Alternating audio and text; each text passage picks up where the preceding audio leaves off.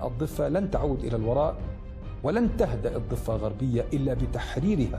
لبنان کے دارالحکومت بیروت میں منعقدہ قومی اسلامی کانفرنس سے خطاب کرتے ہوئے حماس کے سربراہ اسماعیل ہانیہ نے کہا کہ خطے کو امریکی اسرائیلی ایجنڈے کے مطابق ترتیب دینے کی منصوبہ بندی کی جا رہی ہے۔ انہوں نے خبردار کیا کہ اس طرح کی سازش اسرائیل کو خطے میں ضم کر کے اس کے عزائم کو عملی جامہ پہنانے کے مترادف ہے۔ اسماعیل ہانیہ نے کہا کہ خطہ جو کچھ دیکھ رہا ہے وہ انتہائی خطرناک ہے۔ اسرائیل کو فوجی اتحاد میں شامل کر کے ایران، حزب اللہ اور حماس کا مقابلہ کرنے کے لیے خطے میں ضم کیا جا رہا ہے۔ خیال رہے کہ چند روز قبل اسرائیل کے فوجی امور کے وزیر نے امریکی قیادت میں ایران کے خلاف تل ابیب اور عرب اتحادیوں پر مشتمل علاقائی فوجی محاذ کی تشکیل کی تجویز دی تھی۔ حماس کے سربراہ نے آخر میں کہا کہ صہیونی حکومت کے ساتھ تعلقات کو معمول پر لانے والے ممالک پہلے خود کو نقصان پہنچائیں گے، اس کے بعد اپنی عوام کو اور پھر فلسطین اور فلسطینیوں کا نقصان کریں گے۔